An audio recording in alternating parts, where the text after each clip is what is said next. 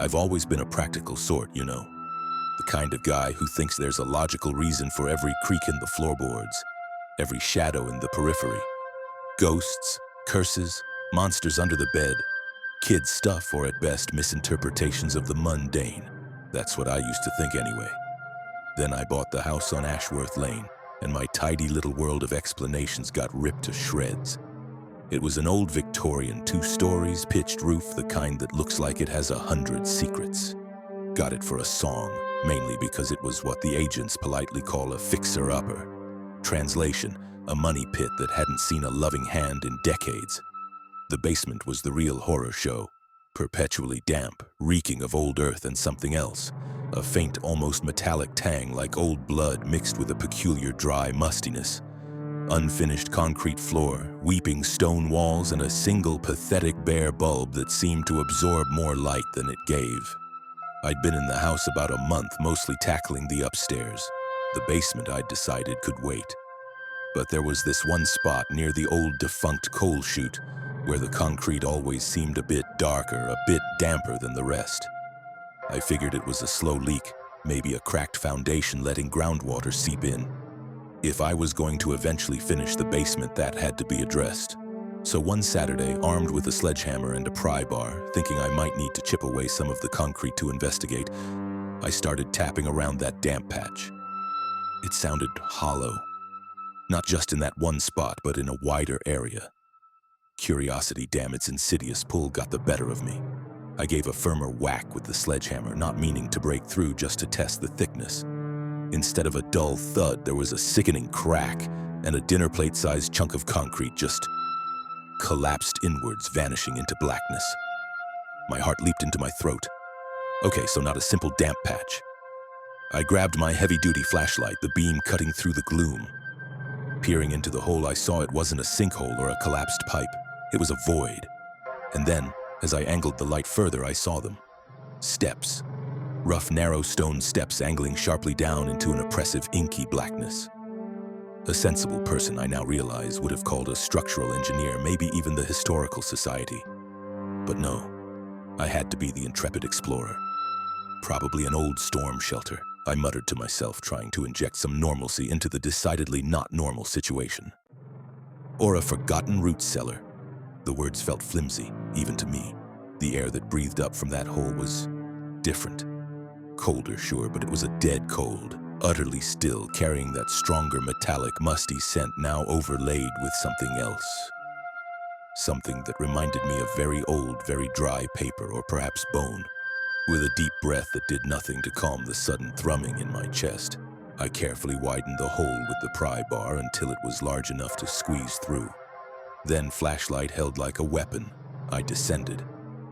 The steps were uneven, slick with a fine, greasy film. The passage was tight, forcing me to hunch, the stone walls pressing in. The silence was absolute, broken only by my own ragged breathing and the crunch of grit under my boots. Why was I trying to be so quiet? What was I afraid of disturbing? After what felt like an age, but was probably only a descent of 20 or 30 feet, the narrow passage opened out into a chamber. It was roughly circular, perhaps 15 feet across, the ceiling so low I could almost touch it, carved from the same dark, damp bedrock. And there, arranged in a kind of loose inward-facing circle, were the coffins, 5 of them. My blood ran cold, a literal icy prickle down my spine. These weren't your grandma's wooden caskets. They were constructs. Made of a material I couldn't identify, it looked like a matte, black stone, almost like obsidian, but without any sheen. They were impossibly long, sleek, utterly featureless. No carvings, no handles, no inscriptions, just monolithic, silent oblongs. They didn't seem to rest on the floor so much as emerge from it, as if they were an integral part of this subterranean place. And they were sealed. No visible seams or hinges. They looked final. Too final. An almost sub-audible hum vibrated through the stone beneath my feet, a thrumming so low it felt more like a pressure change in my ears. I swept the flashlight beam across the surfaces of the coffins. Oddly, despite the dampness and the ancient feel of the place, they were clean. No dust, no cobwebs. It was as if the very air was too afraid to settle on them. My feet felt rooted to the spot, but some morbid compulsion drew me towards the nearest one. It was slightly larger than the others, its surface cool to the touch, but not the biting cold of stone. It was neutral and smooth, unnaturally smooth. My flashlight beam, shaking in my grip, traced the edge of this nearest, largest coffin. And then it caught something. Pinched, trapped. My breath hitched, hard, sticking out from an almost invisible hairline seam. A seam I hadn't even registered until that exact second were strands, dark, clumped, almost like thick, forgotten cobwebs, but greasier, wronger. I leaned closer against every screaming instinct in my body. My mind was desperately trying to categorize it. Animal fur, rotted rope fibers, some old piece of fabric. Anything but what it was starting to look like. The flashlight beam zeroed in. It wasn't thread. It wasn't fabric or animal fur. It was hair. Human hair. Thick, lank, dry, but unmistakably human hair, matted with God knows what filth, looking impossibly old, yet horribly, undeniably there. My mind reeled.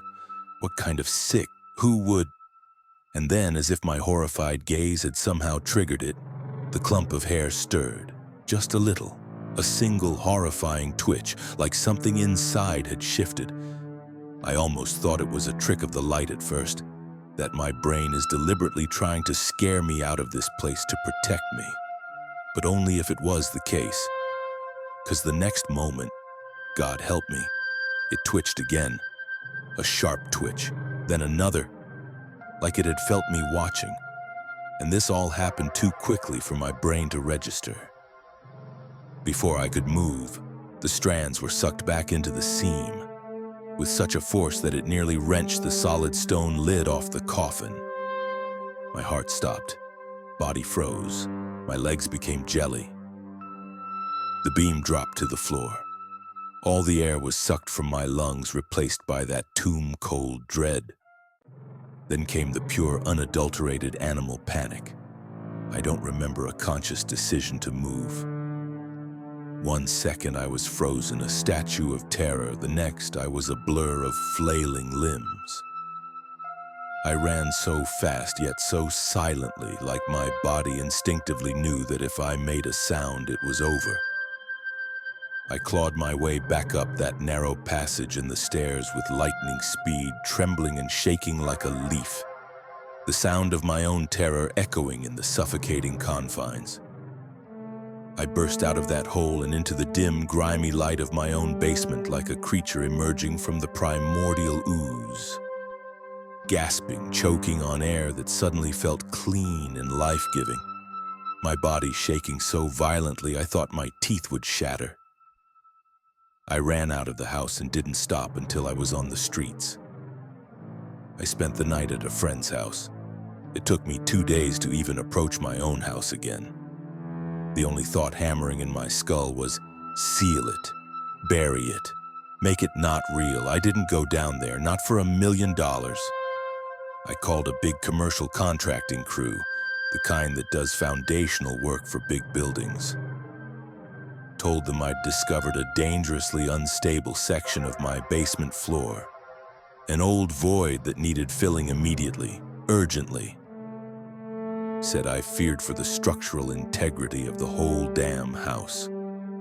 When 15 burly guys showed up the next morning, tools in hand, they took one look at the jagged, relatively small hole I was pointing at from the top of the basement stairs.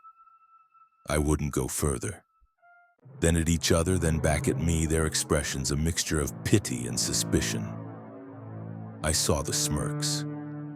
"Think you're burying Jimmy Hoffa, pal," one of them muttered, just loud enough for me to hear. I didn't care. I just threw money at them. "Use as much concrete as it takes," I croaked, my voice still shaky. "Fill it to the goddamn ceiling if you have to." They must have thought I was crazy. An epic overkill for what they saw as a minor repair. But only I knew what that concrete was entombing, or more accurately, what it was hopefully keeping in. They filled it, truckload after truckload, or so it seemed. poured it deep, pumped it in until that dark maw was choked, then layered more on top, smoothing it out, making it look like just another anonymous patch on an old, forgotten floor. I put the house on the market the following week. I didn't just take a loss, I practically gave it away. The agent kept asking why, what was the rush. I mumbled something about a family emergency, a sudden job offer on the other side of the planet. Anything to not have to explain. I still have vivid nightmares. Every time I find myself down there. The cold air, the damp stone, the suffocating silence, and then always the sound. Heavy stone grinding against itself, a coffin lid dragging open slow and deliberate. Something is waking, and it knows I'm here. I always wake up then drenched in cold sweat. So if you're ever tempted by a bargain, an old house with strong foundation and a price tag that seems too good to be true, just walk away. Please don't go looking for what's hidden beneath the floorboards. Some secrets are meant to stay buried, and some things are just waiting to be found again, and they are very patient.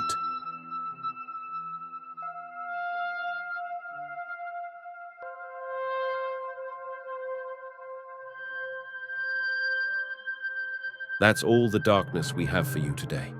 If you enjoyed this dive into the unsettling, be sure to like this story, subscribe to the channel for more creepy tales. Your support is very appreciated, and maybe leave a comment sharing your thoughts. We'll be back soon with another story from the shadows. Stay safe out there, and maybe check under your bed.